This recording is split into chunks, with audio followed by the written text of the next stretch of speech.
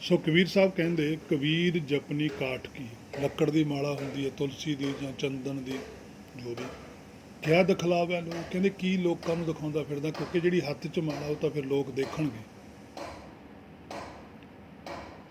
ਹਿਰਦੇ ਰਾਮ ਨਾ ਚੇਤ ਹੀ ਇਹ ਜਪਨੀ ਕਿਉ, ਕਹਿੰਦੇ ਹਿਰਦੇ 'ਚ ਤਾਂ ਰਾਮ ਦਾ ਤੈਨੂੰ ਚੇਤਾ ਹੀ ਨਹੀਂ ਹੈਗਾ, ਤੂੰ ਤਾਂ ਮੂੰਹੋਂ ਰਾਮ ਰਾਮ ਕਰੀ ਜਾਂਦਾ, ਰਾਮ ਤਾਂ ਤੇਰੇ ਅੰਦਰ ਬੈਠਾ, ਰਾਮ ਚੇਤਨ, ਤੂੰ ਰਾਮ ਹੀ ਰਾਮ ਕਰੀ ਜਾਣਾ, ਰਾਮ ਦਾ ਨਾਮ ਜਪਣਾ। ਰਾਮ ਕਾ ਨਾਮ ਨਾ ਜਾਣਿਆ ਮੂੜੇ, ਕਹਿੰਦੇ ਮੂਰਖਾ ਰਾਮ ਦਾ ਨਾਮ ਜਾਣਨਾ ਸੀ, ਫਿਰ ਪਾਛੇ ਪਛਤਾਏ।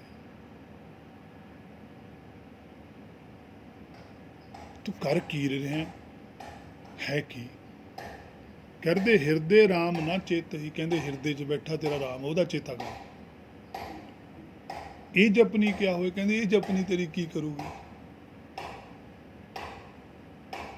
ਕਬੀਰ ਵੈਸਨੋ ਹੁਆ ਧੱਕਾ ਪਿਆ, ਮਾਲਾ ਮੇਲੀ ਚਾਰ, ਕਹਿੰਦੇ ਕਬੀਰ ਸਾਹਿਬ ਪੰਡਤ ਨੂੰ ਕਹਿੰਦੇ ਵੀ ਤੂੰ ਵੈਸ਼ਨੂੰ ਕਹਾਉਣ ਲੱਗ ਗਿਆ, ਵੀ ਮੈਂ ਤਾਂ ਵੈਸ਼ਨੂੰ ਹੈ ਜੀ, ਮੈਂ ਆਹ ਨਹੀਂ ਖਾਂਦਾ ਉਹ ਨਹੀਂ ਖਾਂਦਾ।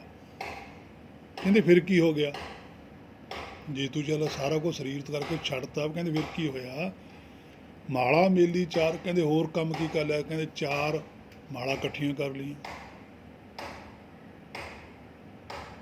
108 ਬਣ ਗਈਆਂ, 27 ਮਣਕਿਆਂ ਦੀ ਮਾਲਾ ਹੁੰਦੀ ਹੈ।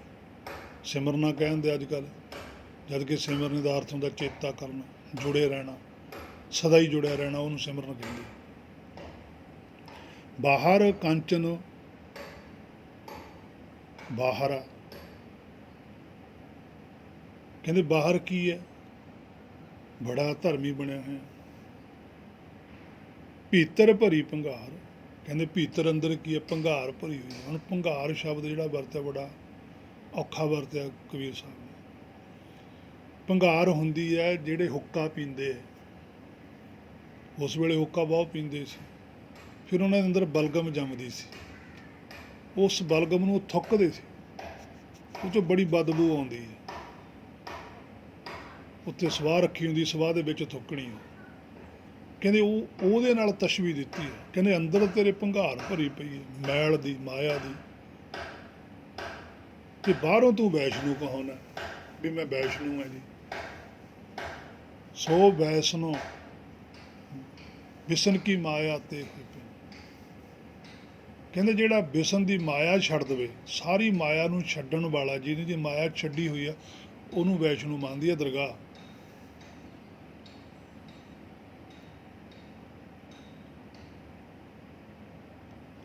ਸੋ ਵੈਸ਼ਨੂੰ ਜਿਸ ਉੱਪਰ 100%, ਕਹਿੰਦੇ ਫਿਰ ਉਹਦੇ ਉੱਤੇ 100% ਹੁੰਦੀ ਹੈ। ਜਿਹੜਾ ਮਾਇਆ ਦਾ ਤਿਆਗੀ ਹੈ, ਜਿਹਨੇ ਸਾਰੇ ਸੰਸਾਰ ਦੀ ਮਾਇਆ ਛੱਡਤੀ, ਉਹਨੂੰ ਦਰਗਾਹ 'ਚ ਵੈਸ਼ਨੂੰ ਮੰਨਦੇ। ਕੋਈ ਸਰੀਰਕ ਪਦਾਰਥ ਛੱਡ ਦੇਣੇ ਵੈਸ਼ਨੂੰ ਨਹੀਂ ਹੁੰਦਾ। ਉਹ ਠੀਕ ਹੈ, ਤੁਹਾਨੂੰ ਸਰੀਰ ਕੋਈ ਚੀਜ਼ ਨਹੀਂ ਠੀਕ ਲੱਗਦੀ, ਤੁਸੀਂ ਛੱਡਤੀ, ਉਹ ਵੱਖਰੀ ਗੱਲ ਹੈ, ਪਰ ਉਹ ਵੈਸ਼ਨੂੰ ਨਹੀਂ ਹੈ। ਉਹ ਤੁਹਾਡੇ ਸਰੀਰ ਨੂੰ ਨੁਕਸਾਨ ਪਹੁੰਚਾਉਂਦੀ ਹੈ, ਨਹੀਂ ਖਾਣਾ ਨਾ ਖਾਓ, ਕੋਈ ਇਹੋ ਜਿਹੀ ਗੱਲ ਨਹੀਂ, ਪਰ ਵੈਸ਼ਨੂੰ ਨਹੀਂ ਕਹਾ ਸਕਦੇ। ਵੈਸ਼ਨੂੰ ਉਹ ਕਹਾ ਸਕਦਾ ਜਿਹਨੇ ਮਾਇਆ ਤਿਆਗੀ ਹੈ, ਕਿਉਂਕਿ ਆਤਮਾ ਨੂੰ ਮਾਇਆ ਚੰਗੀ ਨਹੀਂ ਲੱਗਦੀ, ਉਹ ਵੈਸ਼ਨੂੰ ਹੈ।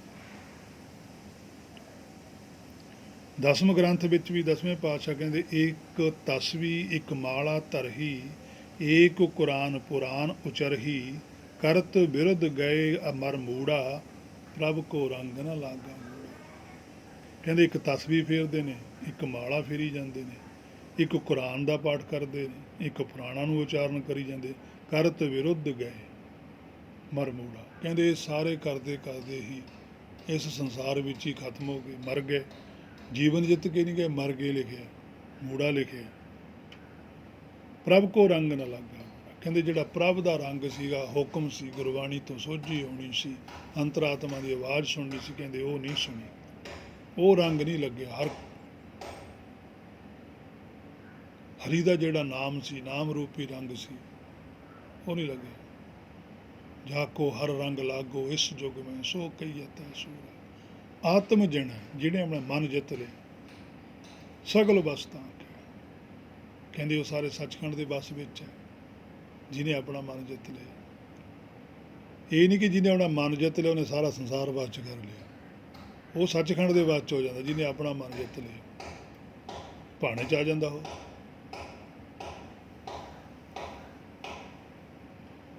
ਪੰਨਾ 832 ਉੱਪਰ ਬਿਲਾਵਲ ਰਾਗ ਦੇ ਵਿੱਚ ਗੁਰੂ ਨਾਨਕ ਸਾਹਿਬ ਕਹਿੰਦੇ ਮਨ ਕਾ ਕਿਹਾ ਮਨਸਾ ਕਰੈ। ਕਹਿੰਦੇ ਜਿਹੜਾ ਮਨ ਦੇ ਵਿੱਚ ਇੱਛਾ ਪੈਦਾ ਹੁੰਦੀ ਹੈ ਫਿਰ ਉਹ ਕਰਦਾ। ਇਹ ਮਨ ਪਾਪ ਪੁੰਨ ਉਚਰੈ। ਕਹਿੰਦੇ ਫਿਰ ਇਹ ਮਨ ਪਾਪ ਪੁੰਨ ਉਚਾਰ ਲੈਂਦਾ। ਉਹਨੂੰ ਕਿਸੇ ਨੂੰ ਜਿਹੜੀ ਇਹਨੂੰ ਆਪ ਨੂੰ ਚੰਗੀ ਲੱਗਦੀ ਗੱਲ ਉਹਨੂੰ ਪੁੰਨ ਕਹਿ ਦਿੰਦਾ, ਜਿਹੜੀ ਆਪ ਨੂੰ ਗੱਲ ਨਹੀਂ ਚੰਗੀ ਲੱਗਦੀ ਉਹਨੂੰ ਪਾਪ ਕਹਿ ਕੇ ਪ੍ਰਚਾਰ ਕਰ ਦਿੰਦਾ ਵੀ ਇਹ ਤਾਂ ਜੀ ਪਾਪ ਹੈ, ਤੇ ਜਿਹੜੀ ਆਪ ਨੂੰ ਚੰਗੀ ਲੱਗਦੀ ਹੈ ਜੀ ਇਹ ਪੁੰਨ ਹੈ। ਇਹ ਤਾਂ ਮਨ ਦੀ ਖੇਡ ਹੈ। ਆਪਣੇ ਹਿਸਾਬ ਨਾਲ ਪੁੰਨ ਬਣਾ ਲਿਆ, ਆਪਣੇ ਹਿਸਾਬ ਨਾਲ ਪਾਪ ਬਣਾ ਲਿਆ। ਇਸ ਧਰਤੀ ਦੇ ਉੱਪਰ ਜਿਹੜੀ ਚੀਜ਼ ਨੂੰ ਅਸੀਂ ਪੁੰਨ ਕਹਿੰਦੇ ਹਾਂ, ਇਸੇ ਧਰਤੀ ਉੱਪਰ ਕਈ ਲੋਕ ਇਹੋ ਜਿਹੇ ਨੇ ਜਿਹੜੇ ਉਹਨੂੰ ਪਾਪ ਕਹਿੰਦੇ ਆ, ਤੇ ਜਿਹਨੂੰ ਅਸੀਂ ਪਾਪ ਕਹਿੰਦੇ ਆ ਕਈ ਉਹਨੂੰ ਪੁੰਨ ਕਹਿੰਦੇ ਆ। ਇਹ ਤਾਂ ਸਾਡੀ ਇੱਥੇ ਸੰਸਾਰੀ ਵਿਚਾਰਧਾਰਾ ਹੀ ਇੱਕ ਨਹੀਂ ਰਲਦੀ, ਨਿਰਾਕਾਰੀ ਤਾਂ ਫਿਰ ਚਲੋ ਬਾਅਦ ਦੀ ਗੱਲ ਹੈ। ਸੋ ਤਾਂ ਗੁਰੂ ਨਾਨਕ ਸਾਹਿਬ ਨੇ ਕਹਿੰਦੇ ਮਨ ਕਾ ਕਿਹਾ ਮਨਸਾ ਕਰੇ। ਕਹਿੰਦੇ ਜੋ ਮਨ ਕਹਿੰਦਾ ਅੰਦਰੋਂ ਸੰਸਾਰ ਨੂੰ ਦੇਖਦਾ ਤੇ ਮਨਸਾ ਉਹੀ ਇੱਛਾ ਬਣਾ ਕੇ ਉਹ ਬਾਹਰ ਪ੍ਰਚਾਰ ਕਰ ਦਿੰਦਾ। ਇਹ ਮਨ ਪਾਪ ਪੁੰਨ ਉਚਰਿਆ। ਬਸ ਆਹ ਪਾਪ ਪੁੰਨ ਦਾ ਪ੍ਰਚਾਰ ਕਰ ਦਿੰਦਾ। ਪੰਡਤ ਨਹੀਂ ਕੀਤਾ ਇਹ ਸਾਰਾ ਕੁਛ ਕਿ ਆਹ ਪਾਪ ਹੈ ਜੀ ਆਹ ਪੁੰਨ ਹੈ। ਧੋਤੀ ਉਜਲ ਤਿਲਕ ਗਲ ਮਾਲਾ। ਕਹਿੰਦੇ ਉਹਨੇ ਇਹ ਪ੍ਰਚਾਰ ਕਰਤਾ ਵੀ ਅਸੀਂ ਇਹ ਪੁੰਨ ਹੈ ਜੀ। ਧੋਤੀ ਪਾਈ ਹੋਈ ਹੈ, ਸਾਫ ਤਿਲਕ ਲੱਗਿਆ ਹੈ, ਗਲ 'ਚ ਮਾਲਾ ਪਾਈ ਹੋਈ, ਅਸੀਂ ਧਾਰਮਿਕ ਹਾਂ, ਨਾਮ ਜਪਦੇ ਹਾਂ। ਅੰਤਰ ਕ੍ਰੋਧ ਪੜ੍ਹੈ ਨਟ ਚਾਲਾ। ਕਹਿੰਦੇ ਅੰਤਰ ਕੀ ਹੈ? ਕ੍ਰੋਧ ਹੈ। ਦੇਖੋ ਸਾਰਾ ਹੀ ਅਟੈਕ ਧਾਰਮਿਕ 'ਤੇ ਕਰਦੇ। ਜਿਹੜੇ ਉਸ ਵੇਲੇ ਧਾਰਮਿਕ ਆਗੂ ਸੀ, ਜਿਹੜੇ ਸਿਰਕੱਢ, ਉਹਨਾਂ 'ਤੇ ਹੀ ਅਟੈਕ ਹੈ ਜਿੰਨਾ ਵੀ ਗੁਰਬਾਣੀ 'ਤੇ ਕੀਤਾ ਹੋਇਆ। ਅੱਜ ਸਾਡੇ ਜੇ ਕੋਈ ਸੰਤਾਂ 'ਤੇ ਅਟੈਕ ਕਰਦਾ, ਜਿਹੜੇ ਉਸ ਬਿਰਤੀ ਦੇ ਸੰਤ ਨੇ, ਹਰਕੇ ਸੰਤ 'ਤੇ ਤਾਂ ਅਟੈਕ ਨਹੀਂ, ਹਰਕਾ ਸੰਤ ਤਾਂ ਸਗੋਂ ਅਟੈਕ ਕਰਦਾ। ਜਿਹਨੂੰ ਸੱਚਖੰਡ ਦੀ ਸੋਝੀ ਹੈਗੀ ਆ ਉਹ ਤਾਂ ਇਹਨਾਂ ਨੂੰ ਕਹਿੰਦਾ ਵੀ ਤੁਸੀਂ ਪਖੰਡ ਕਿਉਂ ਕਰਦੇ ਹੋ, ਤੁਸੀਂ ਤਾਂ ਅਸਲੀ ਸੰਤਾਂ ਨੂੰ ਵੀ ਬਦਨਾਮ ਕਰੀ ਜਾਂਦੇ ਹੋ। ਉਹਦਾ ਸੰਤ ਸ਼ਬਦ ਹੀ ਬਦਨਾਮ ਕਰਕੇ ਰੱਖਦਾ। ਅਸਲੀ ਸੰਤ ਤਾਂ ਆਹ ਹੁੰਦਾ, ਉਹ ਸੰਤ ਅਸਲੀ ਬਾਰੇ ਦੱਸਦਾ, ਹਰਕੇ ਸੰਤ ਬਾਰੇ ਦੱਸਦਾ ਵੀ ਹਰਕਾ ਸੰਤ ਆ ਹੁੰਦਾ। ਉਹ ਹਰਕੇ ਸੰਤ ਨਾ ਆਖੀ, ਉਹ ਤਾਂ ਆਪ ਕਹਿੰਦਾ ਵੀ ਇਹ ਹਰਕੇ ਸੰਤ ਨਹੀਂ ਹੈਗੇ, ਇਹ ਤਾਂ ਬਨਾਰਸ ਕੇ ਠੱਗ ਨੇ, ਇਹ ਤਾਂ ਲੋਕਾਂ ਦੀਆਂ ਭਾਵਨਾਵਾਂ ਨਾਲ ਠੱਗੀਆਂ ਮਾਰਦੇ। ਰਸ ਇਹਨਾਂ ਕੋਲ ਕੋਈ ਹੈ ਨਹੀਂ। ਨਾਰਸ ਬਿਨਾਂ ਰਸ ਤੋਂ ਹੀ ਨੇ ਇਹ, ਇਹਨਾਂ ਦੇ ਅੰਦਰ ਸੋਝੀ ਕੋਈ ਨਹੀਂ ਹੈਗੀ। ਸਭ ਭੇਖ ਦਿਖਾਇਆ, ਭੇਖ ਦਿਖਾ ਕੇ ਲੋਕਾਂ ਨੂੰ ਵਸ 'ਚ ਕਰਨ ਲੱਗੇ ਹੋਏ।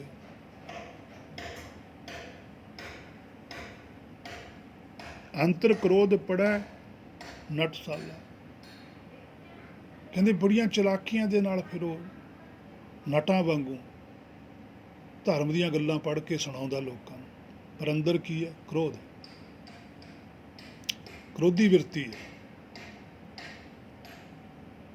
ਮੈਂ ਧੱਕੇ ਮਾਰਦੇ ਦੇਖਿਆ ਸੰਗਤ ਨੂੰ, ਸੰਗਤ ਮੱਥਾ ਟੇਕਣ ਨੂੰ ਜਾਂਦੀ ਹੈ, ਉਹ ਧੱਕਾ ਮਾਰ ਕੇ ਪਰੇ ਕਰਦੇ, ਪਰੇ ਕਰੋ ਇਹਨਾਂ ਨੂੰ।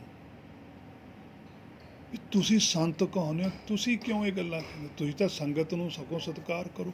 ਸਟੇਜ 'ਤੇ ਤੁਸੀਂ ਬੈਠ ਕੇ ਇਹ ਗੱਲ ਕਹਿੰਦੇ ਹੋ ਗੁਰੂ ਗ੍ਰੰਥ ਸਾਹਿਬ ਦੀ ਹਜ਼ੂਰੀ ਵਿੱਚ ਕਿ ਸੰਗਤ ਕਾ ਗੁਣ ਬਹੁਤ ਅਧਿਕਾਈ, ਵੀ ਸੰਗਤ 21 ਵਿਸਵੇ ਹੁੰਦੀ, 20 ਵਿਸਵੇ ਹੁੰਦੀ ਹੈ, ਸੰਗਤ ਵੱਡੀ ਹੁੰਦੀ ਹੈ, ਜੋ ਸੰਗਤ ਕਹਿ ਦੇਵੇ ਪ੍ਰਵਾਨ ਹੁੰਦਾ। ਫਿਰ ਉਹੀ ਸੰਗਤ ਹੀ ਹੁੰਦੀ ਹੈ ਵਿਚਾਰੀ ਜਿਹੜੇ ਤੁਹਾਡੇ ਸਾਹਮਣੇ ਖੜ੍ਹਦੇ ਆ ਕੇ, ਤੁਸੀਂ ਉਹਨਾਂ ਨਾਲ ਗੱਲ ਕਰਕੇ ਵੀ ਰਾਜੀ ਨਹੀਂ ਹੈਗੇ, ਤੁਸੀਂ ਉਹਨਾਂ ਕੋਲ 2 ਮਿੰਟ ਬੈਠ ਕੇ ਰਾਜੀ ਨਹੀਂ, ਤੁਸੀਂ ਉਹਨਾਂ ਨਾਲ ਕੋਈ ਖੜ ਕੇ ਰਾਜੀ ਨਹੀਂ, ਤੁਸੀਂ ਉਹਨਾਂ ਨੂੰ ਮਿਲ ਕੇ ਰਾਜੀ ਨਹੀਂ। ਪਰ ਜਿਹੜੇ ਅਸਲੀ ਸੰਤ ਸੀ ਉਹ ਰਹਿੰਦੇ ਇਹਨਾਂ ਵਿੱਚ ਸੀ। ਕਿਹੋ ਜਿਹੇ ਸੀ ਗੁਰੂ ਨਾਨਕ ਸਾਹਿਬ? ਭਾਈ ਲਾਲੋ ਦੇ ਘਰੇ ਰਹੇ ਜਾ ਕੇ 22 ਦਿਨ ਲਗਾਤਾਰ ਉਹਦੇ ਘਰੇ ਰਹਿਣਾ, ਸ਼ਾਮ ਨੂੰ ਆਉਣਾ, ਪ੍ਰਸ਼ਾਦਾ ਛਕਣਾ, ਸਾਰਾ ਦਿਨ ਆਲੇ ਦੁਆਲੇ ਪ੍ਰਚਾਰ ਕਰਨਾ, ਲੋਕਾਂ ਦੇ ਵਿੱਚ ਜਾ ਕੇ ਬਹਿਣਾ, ਥੜਿਆਂ 'ਤੇ ਬਹਿਣਾ, ਸੱਥਾਂ 'ਚ ਬੈਠਣਾ, ਉਹਨਾਂ ਨੂੰ ਉਨੀ ਕੁ ਮੱਤ ਦੀ ਗੱਲ ਦੱਸ ਕੇ ਜਾਣੀ ਜਿੰਨਾ ਕੁ ਉਹਨਾਂ ਦਾ ਬੌਧਿਕ ਬਲ ਸੀ। ਫਿਰ ਉੱਥੋਂ ਦਾ ਜਿਹੜਾ ਵੱਡਾ ਸੰਤ ਆਪਣੇ ਆਪ ਨੂੰ ਕਹਾਉਂਦਾ ਸੀ, ਫਿਰ ਉਹਦੇ ਨਾਲ ਚਰਚਾ ਕਰਦੇ ਸੀ, ਉਹਨਾਂ ਨੂੰ ਵੀ ਲੈ ਕੇ ਜਾਂਦੇ ਸੀ ਵੀ ਆਓ ਵੀ ਆਪਾਂ ਦੇਖੀਏ। ਉਹਨੂੰ ਵੀ ਕਹਿੰਦੇ ਸੀ ਵੀ ਤੂੰ ਗਲਤ ਨਾ ਕਰ, ਦੇਖ ਤੇਰੇ 'ਤੇ ਕਿੰਨਾ ਭਰੋਸਾ ਕਰਦੇ ਆ ਲੋਕ, ਤੂੰ ਇੱਕ ਗੱਲ ਮੂੰਹੋਂ ਕਹਿ ਤਾਂ ਸੀ ਇਹ ਜਦੇ ਕਰਨ ਨੂੰ ਤਿਆਰ ਨੇ, ਪਰ ਤੂੰ ਇਹਨਾਂ ਨੂੰ ਗਲਤ ਕਿਉਂ ਲਾਉਂਦਾ? ਤੂੰ ਇਹਨਾਂ ਨੂੰ ਸਹੀ ਗੱਲ ਦੱਸ, ਇਹ ਤੇਰੇ 'ਤੇ ਫਿਰ ਵੀ ਭਰੋਸਾ ਕਰਨਗੇ। ਪਰ ਜੇ ਤੂੰ ਇਹਨਾਂ ਨੂੰ ਇਸੇ ਤਰੀਕੇ ਨਾਲ ਰੱਖੇਂਗਾ, ਇਹਨਾਂ ਦਾ ਜੀਵਨ ਜਿਹੜਾ ਜਾਣਾ ਹੀ ਜਾਣਾ, ਤੈਨੂੰ ਸਜ਼ਾ ਜ਼ਿਆਦਾ ਮਿਲੂਗੀ।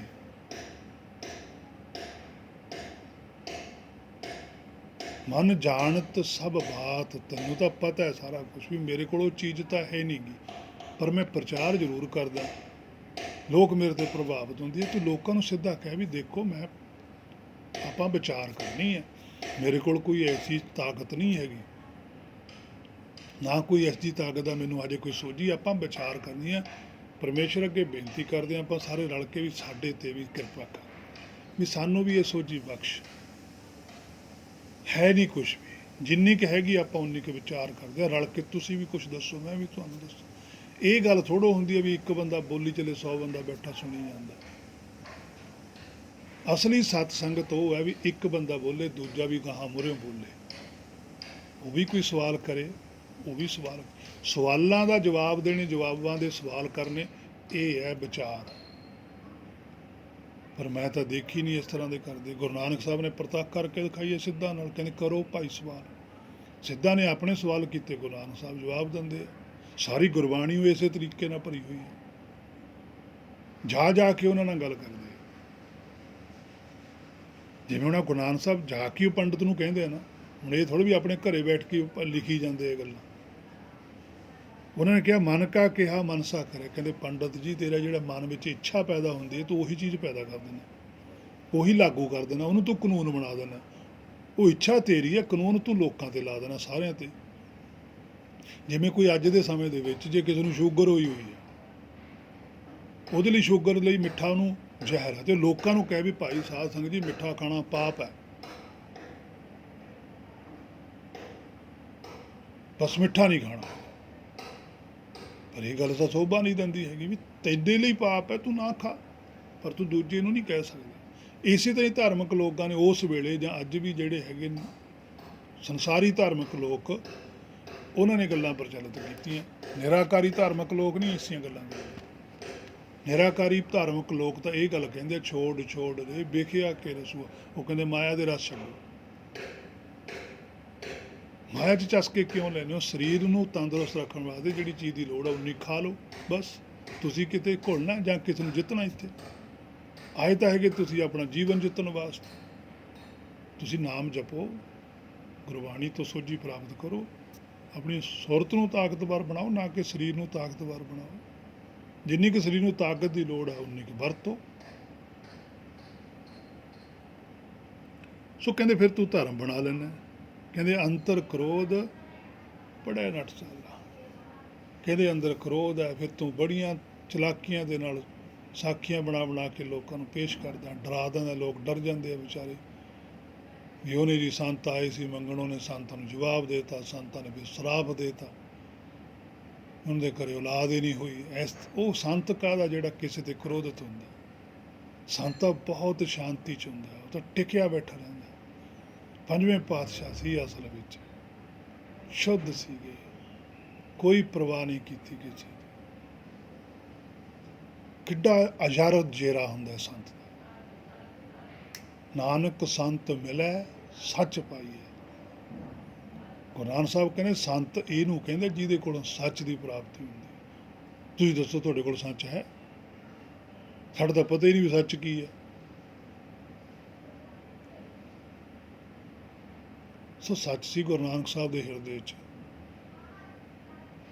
ਉਹ ਦਰਗਾਹ ਦੀ ਦ੍ਰਿਸ਼ਟੀ ਤੋਂ ਸੰਤ ਸੀਗੇ, ਸ਼ੁੱਧ ਸੀ ਬਿਲਕੁਲ, ਕੋਈ ਮੈਲ ਨਹੀਂ ਸੀ ਉਹਨਾਂ ਦੇ ਅੰਦਰ। ਐਸਾ ਪੁਰਖ ਹੋਣਾ ਚਾਹੀਦਾ, ਫਿਰ ਸੱਚਖੰਡ ਦੀ ਸੋਝੀ ਹੈ। ਨਹੀਂ ਇੱਦੋਂ ਥੱਲੇ ਨਹੀਂ ਹੈ।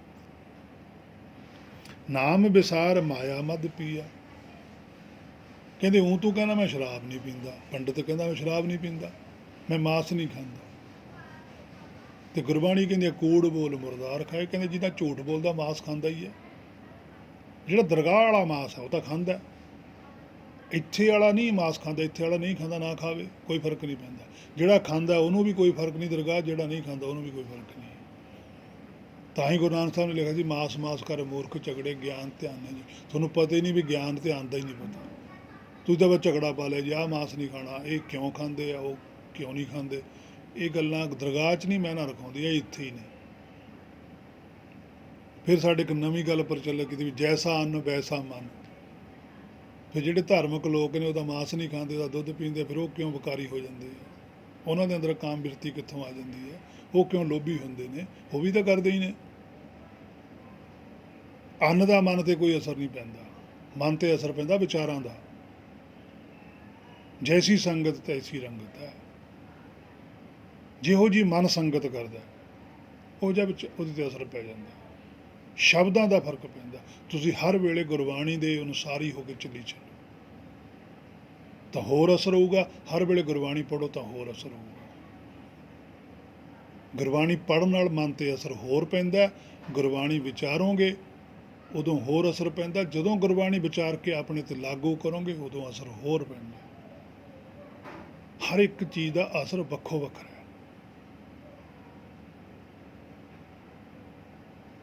ਐਵੇਂ ਨਹੀਂ ਗੁਰਬਾਣੀ ਨੇ, ਪਾਤਸ਼ਾਹ ਨੇ ਕੱਲੀ ਕੱਲੀ ਗੱਲ ਕਲੀਅਰ ਕਰਕੇ ਲਿਖ ਕੇ ਗਏ ਹੋ, ਕਿਉਂਕਿ ਉਹਨਾਂ ਨੇ ਸਾਰਾ ਕੁਝ ਦੇਖਿਆ ਸੀ। ਤਿੰਨੇ ਲੋਕਾਂ ਦੀ ਉਹਨਾਂ ਨੂੰ ਸੋਝੀ ਸੀ ਵੀ ਤਿੰਨੇ ਲੋਕਾਂ 'ਚ ਕੀ ਹੁੰਦਾ।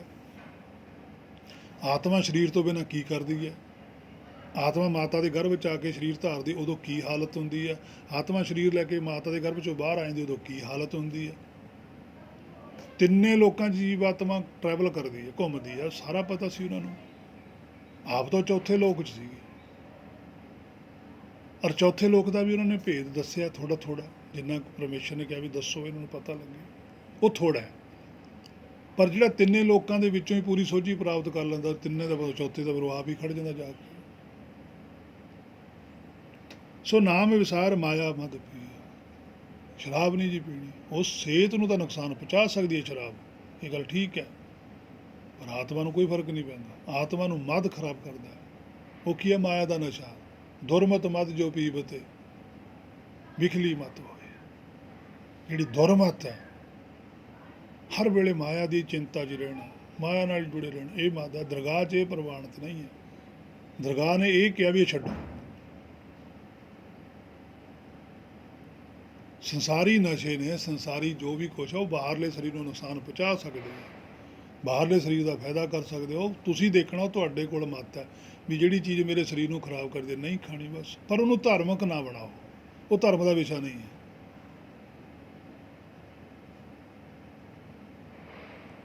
ਧਰਮ ਦਾ ਵਿਸ਼ਾ ਹੈ ਆਤਮਾ ਨਾਲ ਸੰਬੰਧਿਤ, ਸਰੀਰ ਨਾਲ ਸੰਬੰਧਿਤ ਸੰਸਾਰੀ ਕਿਰਿਆਵਾਂ, ਉਹ ਅਸੀਂ ਕਰਨੀਆਂ ਨੇ। ਸਾਨੂੰ ਮਾਸ ਨਹੀਂ ਚੰਗਾ ਲੱਗਦਾ, ਨਹੀਂ ਖਾਣਾ ਬਸ। ਜਿਹਨੂੰ ਚੰਗਾ ਲੱਗਦਾ ਖਾਈ ਜਾਵੇ, ਸਾਨੂੰ ਉਹਦੇ 'ਤੇ ਕੀ ਇਤਰਾਜ਼ ਹੈ? ਉਹਦੇ ਖਾਧੇ ਦਾ ਸਾਨੂੰ ਕੋਈ ਫਰਕ ਨਹੀਂ ਪੈਣਾ, ਸਾਡਾ ਨਾ ਖਾਣ ਦਾ ਉਹ 'ਤੇ ਕੋਈ ਅਸਰ ਨਹੀਂ ਪੈਣਾ। ਅਸੀਂ ਸ਼ਰਾਬ ਪੀਂਦੇ ਹਾਂ, ਕਿਸੇ ਨੂੰ ਕੋਈ ਫਰਕ ਨਹੀਂ ਪੈਂਦਾ। ਅਸੀਂ ਨਹੀਂ ਪੀਂਦੇ, ਕੋਈ ਫਰਕ, ਸਾਨੂੰ ਨਹੀਂ ਫਰਕ ਪੈਂਦਾ। ਅਸਲੀ ਜਿਹੜਾ ਮੁੱਦਾ ਹੈ ਸਾਡਾ, ਅਸੀਂ ਉਹ ਕਰਨਾ। ਅਸੀਂ ਅੰਮ੍ਰਿਤ ਨਾਮ ਪੀਣਾ, ਅਸੀਂ ਉਹ ਪੀਣ ਵਾਸਤੇ ਆਏ ਹਾਂ। ਅਸੀਂ ਸਾਰਾ ਜ਼ੋਰ ਉਹ 'ਤੇ ਲਾਈਏ। ਅਸੀਂ ਦੁਰਮਤ ਕਿਉਂ ਪੀਂਦੇ ਹਾਂ? ਅਸੀਂ ਦੂਜੀ ਮੱਤ ਨੂੰ ਕਿਉਂ ਧਾਰਨ ਕਰਦੇ ਹਾਂ, ਜਿਹੜੀ ਮੱਤ ਸਾਨੂੰ ਮਾਇਆ 'ਚ ਲੈ ਕੇ ਜਾਂਦੀ? ਉਹ ਮੱਤ ਦਾ ਅਸੀਂ ਤਿਆਗ ਕਰਨਾ, ਜਿਹੜੀ ਗੁਰਮੱਤ ਹੈ ਉਹਦਾ ਅਸੀਂ ਧਾਰਨੀ ਬਣਨਾ। ਸੋ ਪਾਤਸ਼ਾਹ ਕਹਿੰਦੇ ਨਾਮ ਵਿਸਾਰ ਮਾਇਆ ਬੰਦ ਪੀ। ਤਾਂ ਕਹਿੰਦੇ ਤੂੰ ਤਾਂ ਹੁਕਮ ਛੱਡੀ ਬੈਠਾ, ਹਰ ਵੇਲੇ ਤੂੰ ਚੁੜਿਆ ਤਾਂ ਮਾਇਆ ਨਾਲ ਹੋਇਆ। ਵਿਸਰਿਆ ਜਿਨ ਨਾਮ ਸੇ ਭੋਏ ਭਾਰ, ਤੇ ਹਿਰਦੇ ਵਿੱਚ ਤੇਰੇ ਭਾਰ ਹੀ ਹੈ। ਹਿਰਦੇ ਹੀ ਧਰਤੀ ਹੈ, ਧਰਤੀ 'ਚ ਭਾਰ ਨਹੀਂ ਹੈ। ਹਿਰਦਾ ਕੰਬਦਾ ਨਹੀਂ ਹੈ। ਹਿਰਦੇ 'ਚ ਕੀ ਹੈ? ਹਉਮੈ, ਮੋਹ, ਭਰਮ, ਭੈ, ਇਹ ਭਾਰ ਨਹੀਂ ਹੈ। ਇਹ ਮੇਰੇ ਮਨਾ ਕੁਝ ਸੁਰਤ ਕਰ। ਕੀ ਕਹਿੰਦਾ ਗੁਰੂ? ਬਿਨ ਗੁਰ ਭਗਤੀ ਨਾ ਹੀ ਸੁਖ ਦੀ। ਕਹਿੰਦੇ ਬਿਨ ਗੁਰ ਭਗਤੀ ਹੈ। ਜਿੰਨਾ ਚਿਰ ਗੁਰ ਦੀ ਭਗਤੀ ਤੋਂ ਬਿਨਾਂ ਆਪਣੇ ਮਨ ਦੀ ਬਣਾ ਕੇ ਭਗਤੀਆਂ ਕਰਦਾ, ਕੁਛ ਨਹੀਂ ਬਣਨਾ। ਕਹਿੰਦੇ ਨਾ ਹੀ ਸੁਖ ਵੀ ਆ। ਕਹਿੰਦੇ ਇਹ ਸੁੱਖ ਨਹੀਂ ਮਿਲਣਾ ਹੈ, ਇਹ ਸੁੱਖ ਗੁਰਬਾਣੀ ਦੀ ਭਗਤੀ ਕਰਕੇ ਮਿਲਣਾ। ਜੋ ਗੁਰਬਾਣੀ ਕਹਿ ਰਹੀ ਹੈ ਬਸ ਉਹ ਮੰਨਣਾ ਹੀ ਭਗਤੀ ਹੈ। ਗੁਰਬਾਣੀ ਨੇ ਕਹਿਤਾ ਕਾਮ ਕ੍ਰੋਧ ਕਾਇਆ ਕੋ ਗੱਲ ਨਹੀਂ ਕਰਨਾ।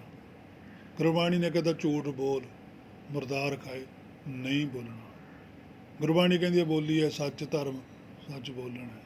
ਗੁਰਬਾਣੀ ਕਹਿੰਦੀ ਹੈ ਪਰਕਾ ਬੁਰਾ ਨਾ ਰੱਖੋ ਚੀਜ਼, ਨਹੀਂ ਕਿਸੇ ਦਾ ਬੁਰਾ ਕਰਨਾ। ਗੁਰਬਾਣੀ ਕਹਿੰਦੀ ਲੋਭੀ ਕਾ ਵੇਸਾਹੋ ਨਾ ਕੀਜੈ, ਜੇ ਕਾ ਪਾਰ ਵਸਾਏ, ਨਹੀਂ ਲੋਭ ਕਰਨਾ। ਗੁਰਬਾਣੀ ਕਹਿੰਦੀ ਹੈ ਮਾਇਆ ਮੋਹ ਪ੍ਰੇਤ ਹੈ, ਨਹੀਂ ਮੋਹ ਕਰਨਾ। ਸਾਰਾ ਕੁਝ ਗੁਰਬਾਣੀ ਨੇ ਵੀ ਆਹ ਕੰਮ ਨਹੀਂ ਕਰਨੇ ਤਾਂ ਨਹੀਂ ਕਰਨੇ ਬਸ। ਜੇ ਪੁੱਛਦਾ ਵੀ ਕਿਉਂ ਨਹੀਂ ਕਰਨੀ, ਕਿ ਨਹੀਂ ਕਰਨੀ, ਗੁਰੂ ਨੇ ਕਿਹਾ ਬਸ। ਗੁਰੂ ਨੂੰ ਪੁੱਛੋਗੇ ਜਾ ਕੇ, ਮੈਨੂੰ ਤਾਂ ਗੁਰੂ ਨੇ ਕਹਿ ਤਾ ਵੀ ਆਹ ਕੰਮ ਨਹੀਂ ਕਰਨਾ, ਮੈਂ ਨਹੀਂ ਕਰਨਾ। ਇਹਦੇ ਵਿੱਚ ਕੀ ਦੂਜੀ ਰਾਏ ਹੈ?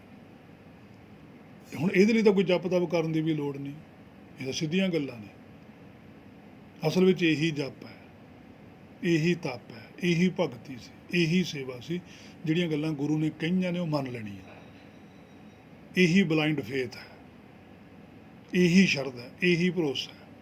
ਗੁਰੂ ਇਹ ਚਾਹੁੰਦਾ ਕਿ ਤੂੰ ਮੇਰੀ ਗੱਲ ਮੰਨ, ਪਰ ਜਿੱਦਣ ਤੂੰ ਮੇਰੀ ਗੱਲ ਮੰਨੇਗਾ ਮੈਂ ਤੇਰੇ ਨਾਲ ਖੜਾ। ਮੈਂ ਫਿਰ ਵੀ ਨਾਲ ਆ ਜਿੰਨਾ ਚਿਰ ਤੂੰ ਨਹੀਂ ਮੰਨਦਾ, ਪਰ ਮੇਰਾ ਮਨ ਨਹੀਂ ਖੁਸ਼। ਪਿਓ ਘਰ ਹੀ ਹੁੰਦਾ, ਜੇ ਮੁੰਡਾ ਦੀ ਗੱਲ ਨਾ ਮੰਨੇ ਪਿਓ ਦਾ ਮਨ ਨਹੀਂ ਖੁਸ਼। ਗੁਰ ਮੇਰਾ ਸੰਗ ਸਦਾ ਹੈ ਨਾਲੇ, ਗੁਰ ਤਾਂ ਨਾਲ ਹੀ, ਆਤਮਿਕ ਸੁਗਿਆਨ ਤਾਂ ਹਿਰਦੇ 'ਚ ਹੈਗਾ ਹੀ ਹੈਗਾ। ਸੋ ਬਿਨ ਗੁਰ ਭਗਤੀ ਨਾਹੀ ਸੁਖ ਵੀਆ, ਬਿਨਾਂ ਗੁਰ ਤੋਂ, ਬਿਨਾਂ ਆਤਮਿਕ ਸੁਗਿਆਨ ਤੋਂ ਇਹ ਮੇਰੇ ਮਨਾ ਸੁੱਖ ਨਹੀਂ ਮਿਲਣਾ, ਸਰਨ ਵਿੱਚ ਨਹੀਂ ਜਾ ਹੋਣਾ। ਸੋ ਇਹ ਸੀ ਸਰੀਰ ਨਾਲ ਮਾਲਾ ਫੇਰਨ ਦੀ ਵਿਚਾਰ ਦੀ ਗੱਲ, ਜੋ ਆਪਾਂ ਨੇ ਗੁਰਬਾਣੀ ਤੋਂ ਕੀਤੀ ਹੈ। ਸਰੀਰ ਨਾਲ ਫੇਰੀ ਮਾਲਾ ਤੇ ਸਰੀਰ ਤੇ ਮਾਲਾ ਇੱਥੇ ਹੀ ਰਹਿ ਜਾਂਦੇ ਹਨ, ਕਿਉਂਕਿ ਸਰੀਰ ਦੇ ਹੱਥ ਵਿੱਚ ਫੜ ਕੇ ਮਾਲਾ ਫੇਰੀ ਜਾਂਦੀ ਹੈ ਤੇ ਮੂੰਹ ਨਾਲ ਕਿਸੇ ਸ਼ਬਦ ਨੂੰ ਸਾਡੀ ਚੇਤਨ ਸਤਾ ਸੁਰਤ ਪੜਦੀ ਰਹਿੰਦੀ ਹੈ। ਸਰੀਰ ਨਾਲ ਕੀਤੀ ਗਈ ਕੋਈ ਵੀ ਧਾਰਮਿਕ ਜਾਂ ਸਮਾਜਿਕ ਕਿਰਿਆ ਜਾਂ ਦਾ ਜਸ ਜਾਂ ਅਪਜਸ ਇੱਥੇ ਹੀ ਰਹਿ ਜਾਂਦਾ। ਹੁਣ ਇਸ ਤੋਂ ਅੱਗੇ ਹੈ ਪਰਮੇਸ਼ਰੀ ਕਿਰਿਆ। ਇਸ ਕਿਰਿਆ ਨੂੰ ਜੋ ਕਰਦਾ ਹੈ ਉਹ ਇੱਥੇ ਰਹਿੰਦਾ, ਉਹ ਉੱਥੇ ਰਹਿੰਦਾ ਜਿੱਥੇ ਪਰਮੇਸ਼ਰ ਹੋਵੇ। ਸੋ ਇਸੇ ਵਿਸ਼ੇ ਨੂੰ ਗੁਰਬਾਣੀ 'ਚੋਂ ਵਿਚਾਰਨਾ, ਖੋਜਣਾ, ਸਮਝਣਾ ਪੈਂਦਾ ਹੈ, ਜੋ ਬਹੁਤ ਹੀ ਕਠਿਨ ਹੈ। ਕਿਉਂ ਕਠਿਨ ਹੈ? ਕਿਉਂਕਿ ਇਹ ਕਿਰਿਆ ਅਸਲੀ ਸਰੀਰ ਨਾਲ ਕਰੀ ਜਾਂਦੀ ਹੈ। ਅਸਲੀ ਸਰੀਰ ਕਿਹੜਾ ਹੈ? ਗੁਰਬਾਣੀ 'ਚ ਪ੍ਰਮਾਣ ਹੈ, ਆਪਾਂ ਗੁਰਬਾਣੀ ਤੋਂ ਦੇਖਾਂਗੇ। ਗੁਰਬਾਣੀ ਆਖਦੀ ਹੈ, ਦੇਹੀ ਗੁਪਤ ਬਦੇਹੀ ਦੀਸੈ, ਸਗਲੇ ਸਾਜ ਕਰਤ ਜਗਦੀਸੈ। ਕਹਿੰਦੇ ਜਿਹੜੀ ਦੇਹੀ ਹੈ ਉਹ ਤਾਂ ਗੁਪਤ ਹੈ, ਉਹੀ ਪ੍ਰਾਤਮਾ ਹੀ ਦੇਹੀ ਹੈ। ਬਦੇਹੀ ਹੈ ਦੀਸਾ, ਜਿਹੜਾ ਸਾਨੂੰ ਦੀਂਦਾ ਹੈ ਸਰੀਰ, ਇਹ ਬਦੇਹੀ ਹੈ, ਜਾਂ ਸਾਡੀਆਂ ਜਿਹੜੀਆਂ ਇੱਛਾਵਾਂ ਨੇ ਉਹ ਬਦੇਹੀ ਹੈ। ਸਗਲੇ ਸਾਜ ਕਰਤ ਜਗਦੀਸਾ, ਕਹਿੰਦੇ ਜਿੰਨਾ ਕੁਝ ਵੀ ਸਾਜਿਆ ਹੋਇਆ ਇਹ ਕਰਤਾ ਹੈ, ਜਿਹੜਾ ਹੁਕਮ ਹੈ, ਜਿਹੜਾ ਜੱਗ ਦਾ ਈਸ ਹੈ, ਮਾਲਕ ਹੈ, ਇਹ ਸਾਰੀ ਉਹਦੀ ਖੇਡ ਹੈ। ਬਾਹਰ ਅਸੀਂ ਜਿਸ ਨੂੰ ਅਸੀਂ ਦੇਹੀ ਮੰਨਦੇ ਹਾਂ, ਉਸ ਨੂੰ ਸੱਚਖੰਡ ਵਿੱਚ ਕੱਪੜਾ ਮੰਨਿਆ ਜਾਂਦਾ ਹੈ। ਦੇਹੀ ਉਹ ਹੈ ਜਿਹੜੀ ਕੱਪੜਾ ਪਹਿਨਦੀ ਹੈ। ਜਿਵੇਂ ਅਸੀਂ ਇਸ ਦੇਹੀ ਉੱਪਰ ਕੱਪੜਾ ਪਹਿਨਦੇ ਹਾਂ, ਗੁਰਬਾਣੀ ਇਹ ਵਾਕ ਉਚਾਰਨ ਕਰਦੀ ਹੈ ਕਿ ਕੱਪੜ ਰੂਪ ਸੁਹਾਵਣਾ, ਛੱਡ ਦੁਨੀਆ ਅੰਦਰ ਜਾਵਣਾ। ਸੋ ਉਸ ਦੇਹੀ ਨੇ ਮਾਲਾ ਫੇਰਨੀ ਹੈ, ਉਹ ਫੇਰੀ ਹੋਈ ਦਰਗਾਹ ਵਿੱਚ ਪ੍ਰਮਾਣ ਹੋਣੀ ਹੈ।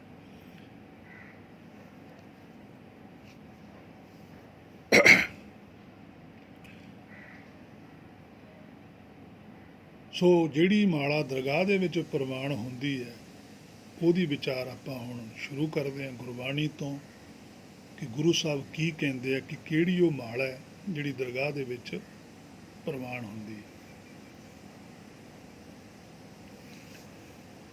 ਪੰਨਾ 524 ਦੇ ਉੱਪਰ ਗੁਜਰੀ ਰਾਗ ਦੇ ਅੰਦਰ ਘਰ ਤੀਜੇ ਵਿੱਚ ਗੁਰਬਾਣੀ 'ਚ ਕਬੀਰ ਸਾਹਿਬ ਜੀ ਵਚਨ ਕਰਦੇ ਆ, ਕਹਿੰਦੇ ਮੁਸ ਮੁਸ ਰੋਵੈ ਕਬੀਰ ਕੀ ਮਾਈ, ਇਹ ਬਾਰਕ ਕੈਸੇ ਜੀਵ ਹੈ ਰੁਗਰਾਈ।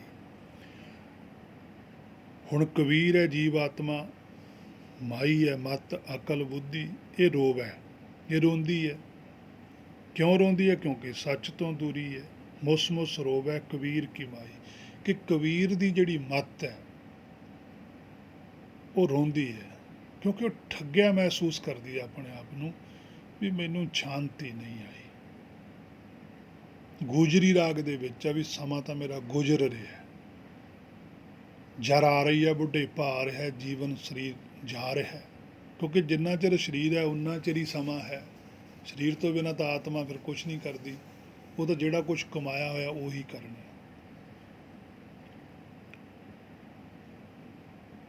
ਸੱਚ ਤੋਂ ਦੂਰੀ ਦਾ ਪਤਾ ਲੱਗ ਗਿਆ ਕਿ ਮੁਸ ਮੁਸ ਠੱਗੀ ਹੋਈ ਮਹਿਸੂਸ ਕਰਦੀ ਹੈ। ਭਰਮ ਜੋ ਪੈਦਾ ਕਰ ਲਿਆ, ਇਹ ਬਾਰਕ ਕੈਸੇ ਜੀਵ ਹੈ ਰੁਗਰਾਈ। ਇਹ ਬਾਰਕ, ਬਾਰਕ ਕਿਹੜਾ? ਮਨ। ਕੈਸੇ ਜੀਵੇ ਭਾਵ ਕਿਵੇਂ ਜਿਉਂਦਾ ਹੋਊਗਾ, ਹੁਣ ਕਿਵੇਂ ਜਾਗੇ, ਨੀਂਦ ਛੱਡੇ, ਜਾਗ ਲੈ ਹੋ ਰੇ ਮਨਾ ਜਾਗ ਲੈ ਹੋ। ਜਾਗੂ ਤਾਂ ਜਿਉਂਦਾ ਹੈ, ਜੇ ਸੁੱਤਾ ਤਾਂ ਫਿਰ ਮਰਿਆ ਹੋਇਆ। ਕੈਸੇ ਜੀਵ ਹੈ ਰਘੁਰਾਈ, ਰਘੁਰਾਈ ਹੈ ਸਾਰਾ ਸੱਚਖੰਡ ਹੁਕਮ। ਉਹਨਾਂ ਸਾਰੇ ਸੱਚਖੰਡ ਦਾ ਜਿਹੜਾ ਹੁਕਮ ਹੈ, ਉਹਦੇ ਬਿਨਾਂ ਇਹ ਜਾਗ ਨਹੀਂ ਸਕਦਾ, ਜਿਉਂਦਾ ਨਹੀਂ ਹੋ ਸਕਦਾ। ਨਾਨਕ ਨਾਮ ਮਿਲੇ ਤਾਂ ਜੀਵਾਂ, ਤਨ ਮਨ ਥੀਵੇ ਹਰਿਆ।